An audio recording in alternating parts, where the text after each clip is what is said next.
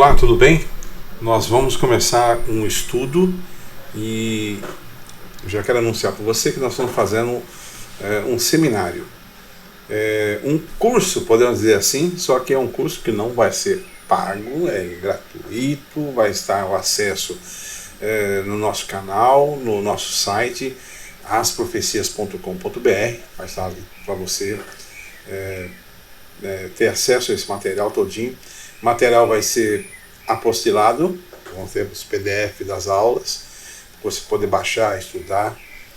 Algumas aulas eu vou estar disponibilizando também o PowerPoint, para quem quiser também replicar, porque o assunto é profecias, e a intenção do seminário é justamente isso, nós falarmos sobre profecias, principalmente as profecias pelo tempo do fim, as profecias mais próximas agora, coisas que estão se cumprindo. Eu sempre falo aqui nas nossas lives, eu falo sobre a questão das profecias que estão se cumprindo, porque muitas delas estão realmente se cumprindo aí na nossa frente, aí estão acontecimentos que realmente fazem diferença. Por exemplo, eu anunciei, fiz uma live falando sobre duas profecias que estavam se cumprindo. Cumprido literalmente. Uma delas foi a questão do ecumenismo, tem material meu também, mas vai estar nesse seminário. É um curso, que é um seminário. Eu fico assim preocupado em falar curso e as pessoas pensarem, ele vai vender? Não vamos vender nada.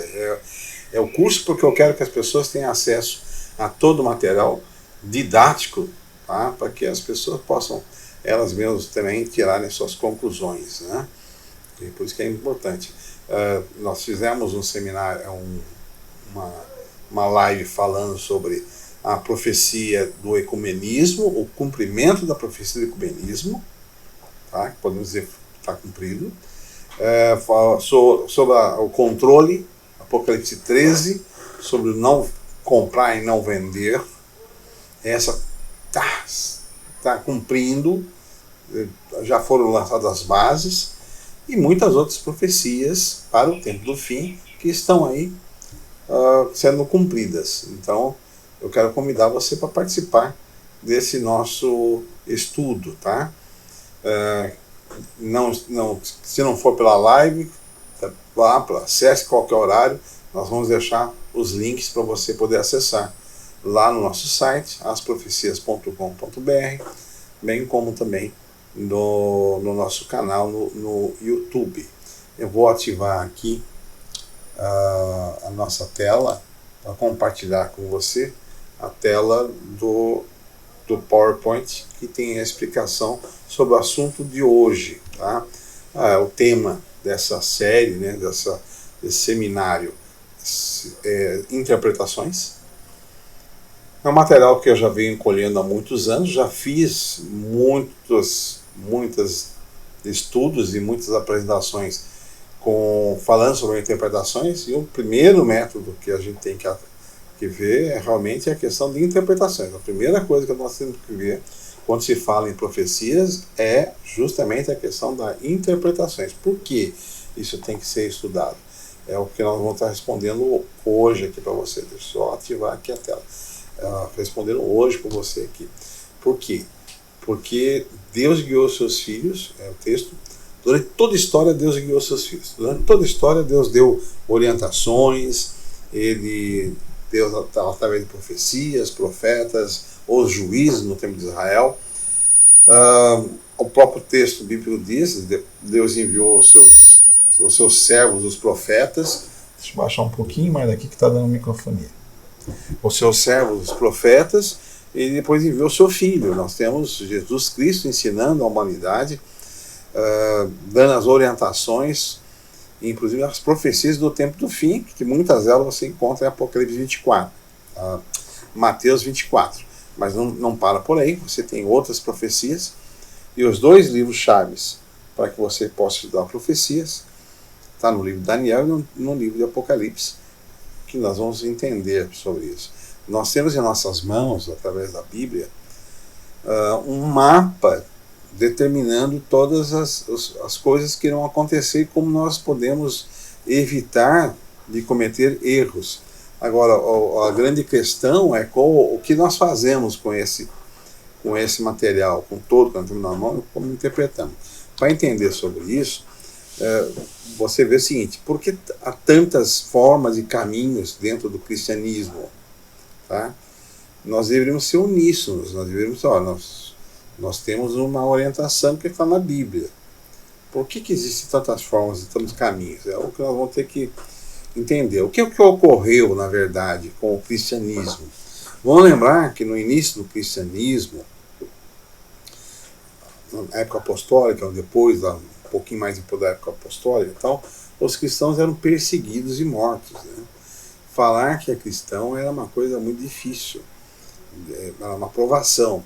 Você tinha a oposição do próprio povo judeu e você tinha o Império Romano, que estava ali, e ele fazia grave oposição, e passaram depois a destruir, a buscar destruir os cristãos nas arenas e tudo mais. Tá?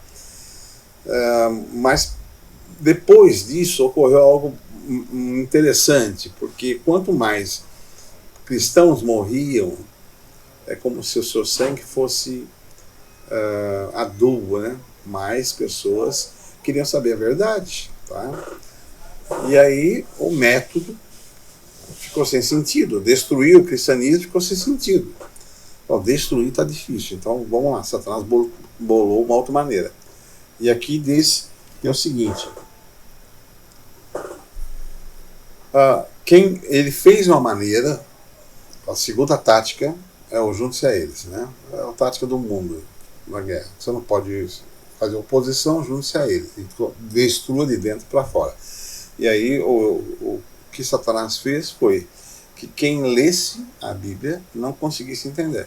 E quem explicasse, explicaria de maneira errada, não faria a forma de explicar realmente. Essa foi a grande mudança que Satanás fez na sua tática. Então, em vez de tentar destruir, vamos fazer com que as pessoas não compreendam ou compreendam de maneira errada. Para isso nós temos que instruir as pessoas da maneira errada. Uma das formas, ou o início de toda essa confusão, foi no Concílio de Trento. Não vamos estudar mais a fundo o Concílio de Trento na sequência. Hoje é a aula 1, né? Hoje é a primeira aula, eu vou ter um ponto só, para não ficar cansativo. Mas no Concílio de Trento, houve grandes mudanças dentro da igreja agora católica. Por quê? Porque existia já aqueles que combatiam o que estava sendo pregado. Lembra? O Concílio de Trento ele aconteceu em 1546. Ele foi um dos mais longos, foi até 1563. E, deixa eu só desligar aqui. 1563. E um detalhe interessante, né, é que esse concílio ele teve como uma das metas justamente combater toda essa diferença que existia de interpretações que mostravam que a igreja predominante, a igreja católica, ela estava num caminho errado. Esse concílio ele foi dirigido inicialmente pelo Papa Paulo III, Júlio III, Paulo IV, Pio V, Gregório VIII, Sisto V. E ele foi reconhecidamente, até documentalmente, como sendo uma expansão, uma maneira de impedir a expansão da reforma protestante.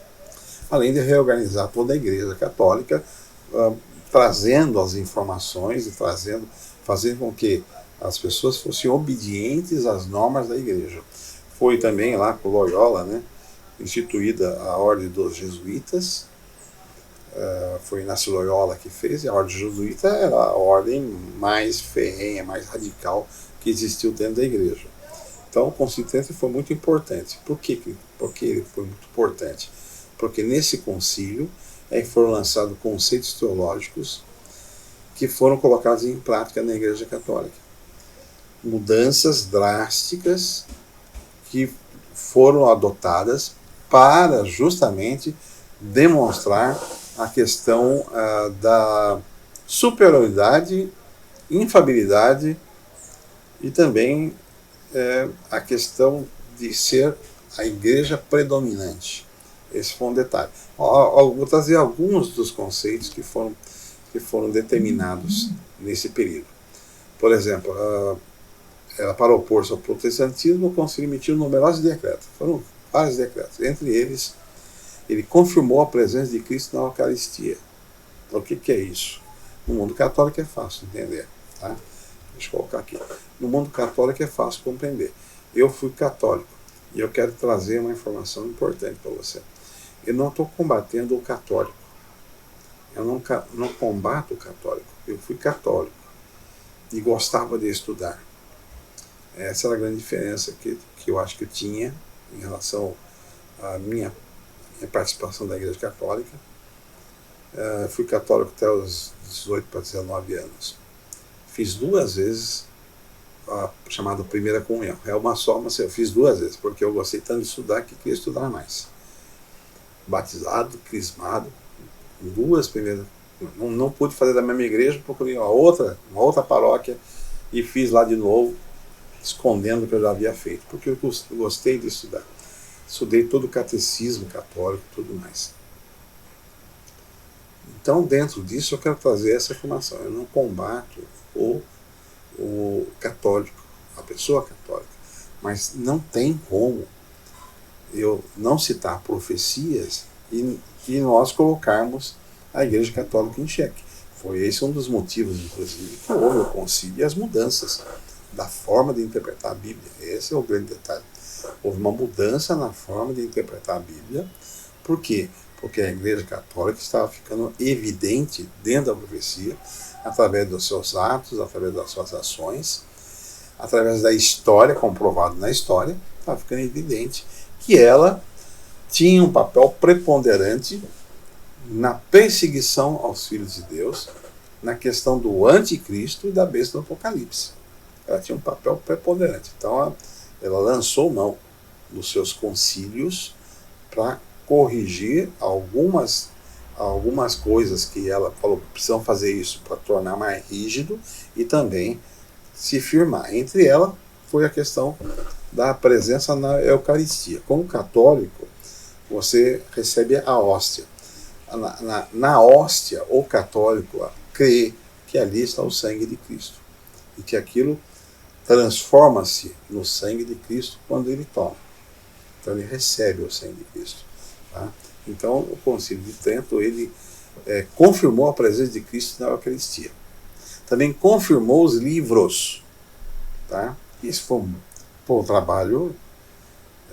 Reunir os livros que formaram a Vulgata, que formaram aí a Bíblia que nós conhecemos hoje, foi um trabalho que eu posso dizer o seguinte, foi um bom trabalho.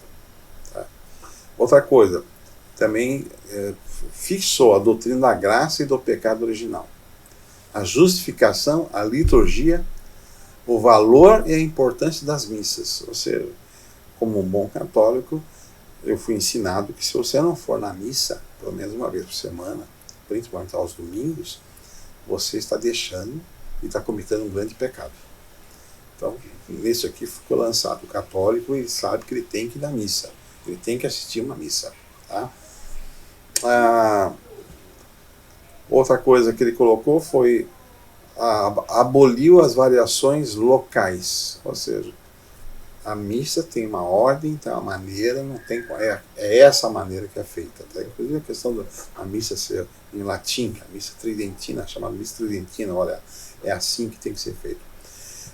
Instituiu aí, ou confirmou o celibato clerical, os padres, todos os sacerdotes não poderiam casar-se.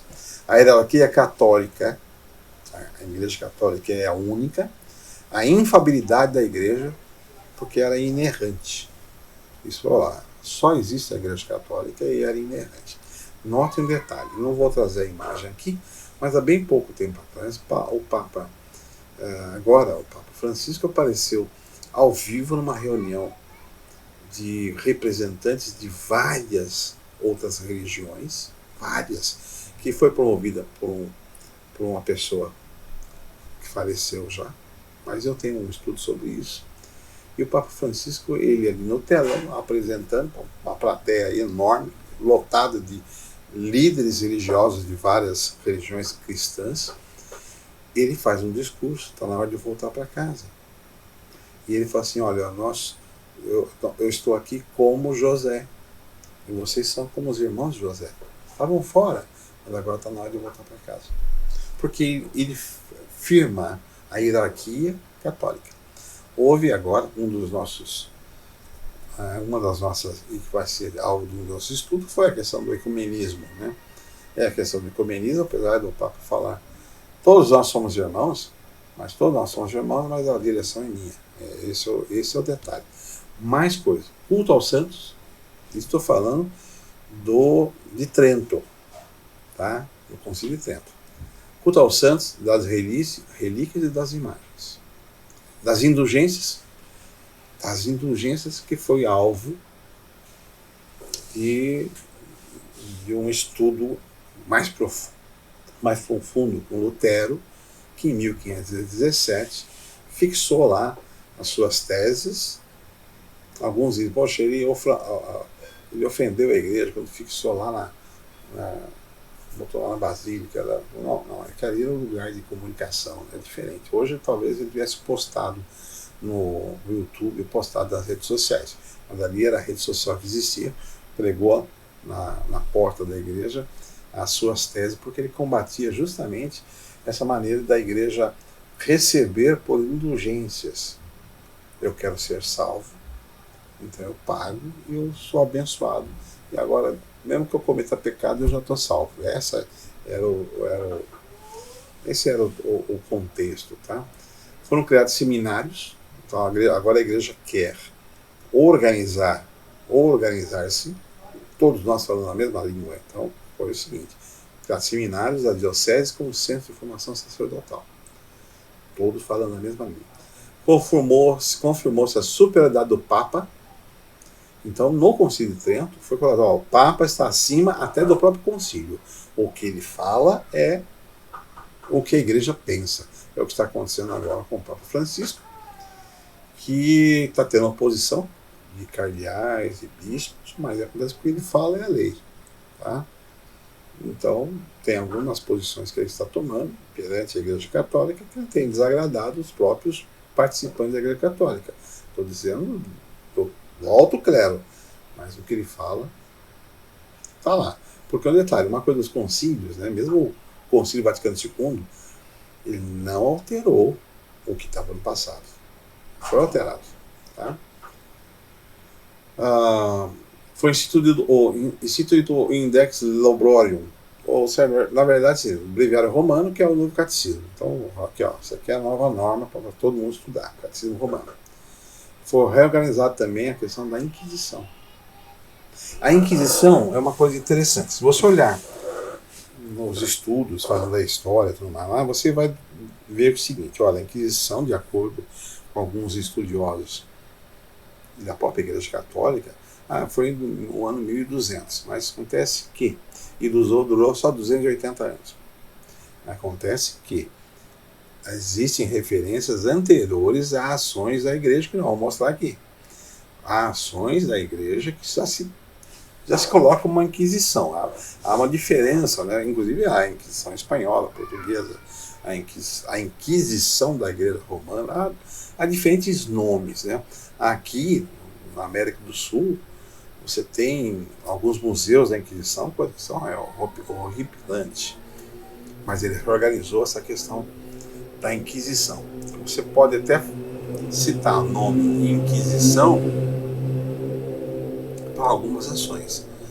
A Inquisição em si foi uma coisa muito severa e foi uma maneira que a Igreja Católica usou para trazer todo mundo dentro do trilho que eu quero que você faça. Muito bem, nós vamos fazer o seguinte agora, nós vamos dividir esse estudo, para ficar muito longo. Vamos parar por aqui. Eu quero fazer com você algumas outras colocações para nós compreendermos o que vai vir. Então, eu espero que você continue estudando conosco aqui. Vamos dar um break agora e depois nós voltamos para continuar a interpretar as Escrituras de acordo com a palavra de Deus.